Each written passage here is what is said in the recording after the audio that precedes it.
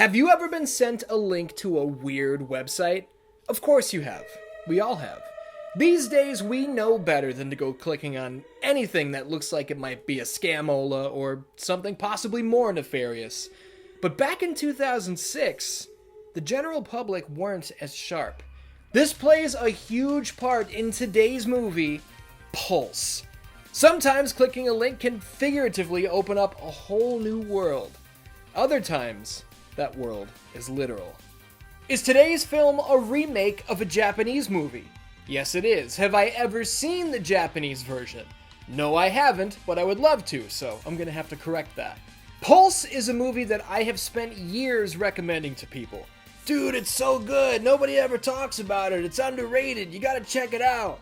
Now, is that accurate? Is it really good? Does Pulse hold up almost 20 years later? Let's talk about it. Welcome to Scream Sequence, razor-sharp reviews of your favorite creepy classics. Every video here on 616 Entertainment is made possible by my supporters over on Patreon. If you enjoyed the show here today, consider signing up. You'll get early access, exclusive videos and podcasts, and more. Pro Wrestling Tees has the merch. As always, thank you for watching.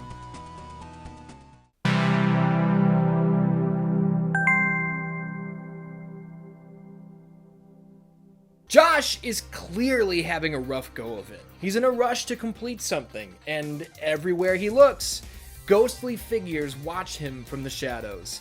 The second he's alone, they pounce.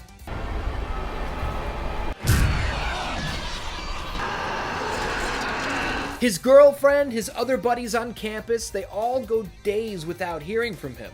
Concerned for his well-being, Maddie, played by Kristen heads over to check on him. It's clear through his appearance, his movement, his speech, that he's not there anymore. It's like he has become the living embodiment of the void. And then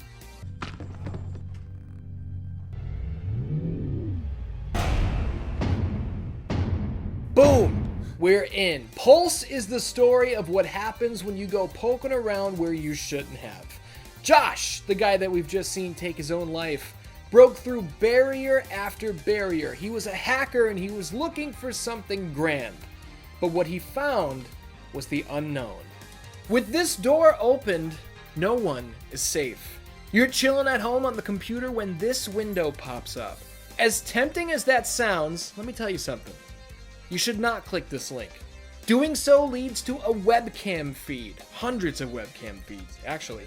Each hosted by a lone, troubled individual, many of whom feature the same empty eyes we saw in Josh earlier. And if you watch too long, these individuals will take matters into their own hands, in a violent and permanent fashion.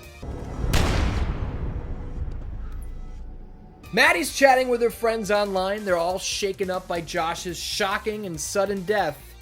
And that's when Josh joins the chat, pleading for help. Someone's obviously messing with them, right? Stone heads to Josh's apartment to grab his computer and it's gone. But the being that came through the computer is still here. This is how they get you, man. And once they've gotten a hold of you, it's only a matter of time. Stone winds up meeting a tragic fate as well. I don't know what to do with myself. And it's not just this friend group this is happening to. Suicides are being reported across the entire state.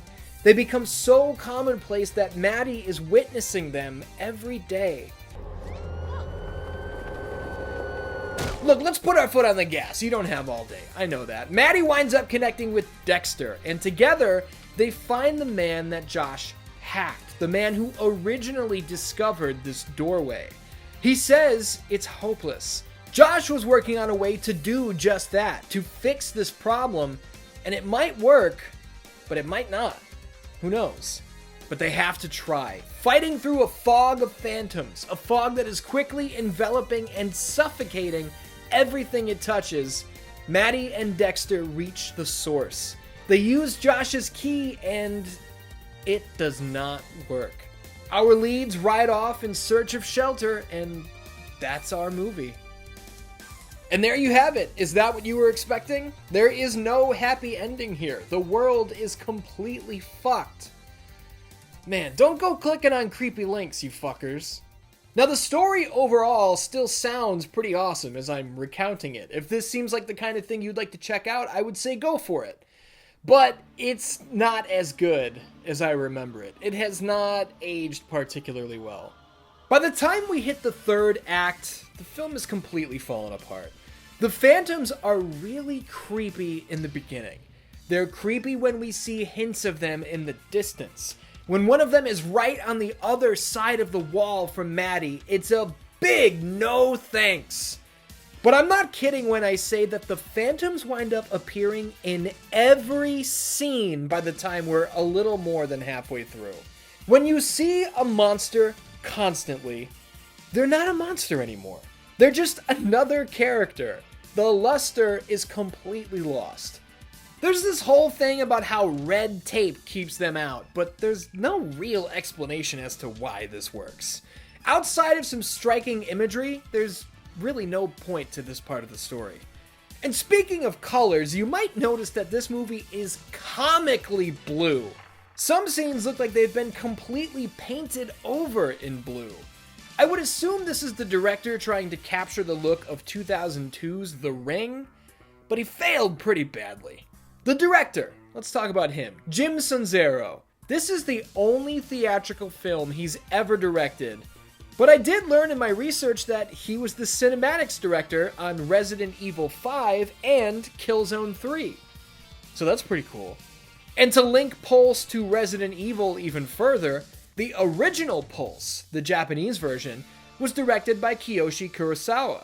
His career is storied, and in 1989 he directed Sweet Home, the film that would serve as the basis and inspiration for Capcom's 1996 video game, Resident Evil.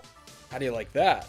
And how do you like Brad Dourif showing up here in Pulse? It's only one scene, but he's amazing, like he always is. It's something we don't understand, and it is coming for us. It's the end of the world. The main phantoms have a more human appearance than the ghostly beings, and they kind of look like somebody, don't they?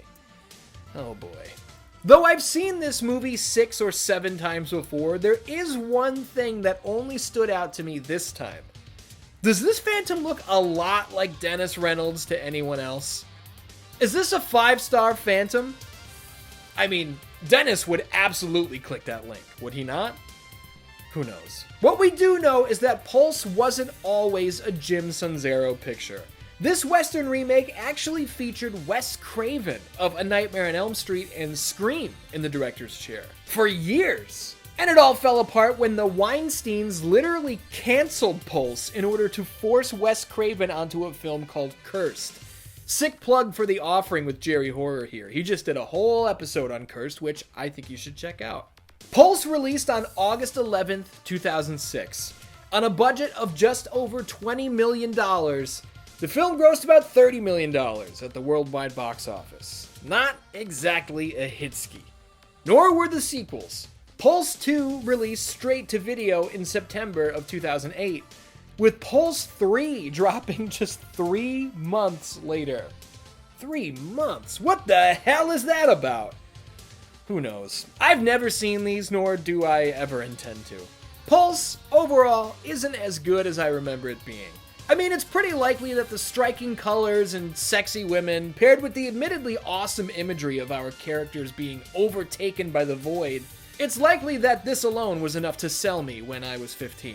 There are some legitimately very cool scenes and moments to be found here, but the total package, this is not. Should you see this one? Sure, it's not bad. It's just not great. Just do us all a favor and don't click that goddamn link. Oh, there it is, Dan-Dans. Look, we are now more than halfway through Scream Sequence 2024.